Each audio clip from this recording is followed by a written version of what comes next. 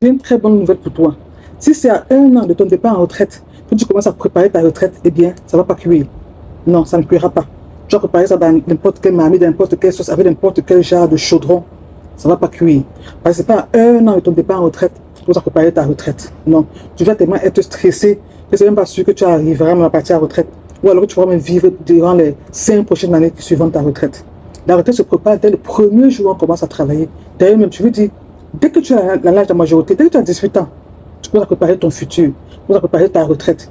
Il y a des personnes qui m'ont surpris, c'est parce que quand je travaillais, je voyais des personnes dans mon pays, on allait à la retraite à l'âge de 60 ans. Mais je vois des personnes qui, normalement à 59 ans, 1 an avant, on doit t'envoyer un courrier pour te dire, voilà, dans 1 an, tu vas à la retraite. Alors je vois des personnes qui recevaient leur courrier à leurs 60 ans. Et qui disaient, mais non, je veux recevoir le courrier 1 an avant. Hein? Quand je n'ai pas reçu 1 an avant, vous devez donner encore 1 an. Et moi, je disais, maintenant, je ne comprends pas. Tu as besoin d'un courrier pour te rappeler que dans 1 an, tu auras 60 ans. Pendant que tu travailles là, tu ne connais pas ton âge.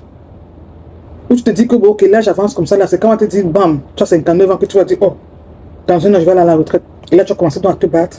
Mais non. Mais non. Et là je vois de ces personnes-là, à ce moment-là, commencer à dire, ah, peut-être j'ai pas un toit sur la tête, il faut que je construise une maison, ou il faut que je cherche, elle commence à faire un business, je vais aller emprunter l'argent pour faire le transport, acheter une voiture pour le transport en commun et autres. C'était la panique générale. Et généralement, qu'est-ce qu'on ressort de ça? Ce n'est que le stress et le stress.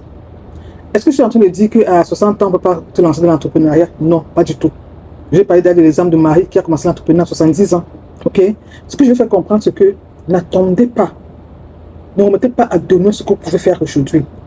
Je ne veux pas aujourd'hui en vous disant, ok, j'ai 40 ans, j'ai 50 ans, je vais aller à la retraite dans 10 ans, dans 15 ans, ok, j'ai tout le temps. Non, le temps ne t'appartient pas, le temps n'est pas à toi. Je n'ai pas tout le temps. Je ne sais même pas si tu vas arriver à la retraite et tu as marché encore sur tes 2 jambes. Je ne sais pas, ce n'est pas un souhait, mais un accident est vite arrivé.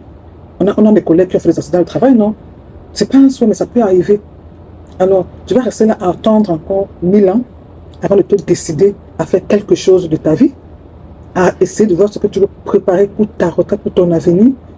Comment est-ce que tu veux passer ta retraite? Donc, fais gaffe. Parce que lorsqu'on prépare la retraite, le jour de la retraite, en général, ça ne plaît pas. Ok? Bisous tout plein. Bye.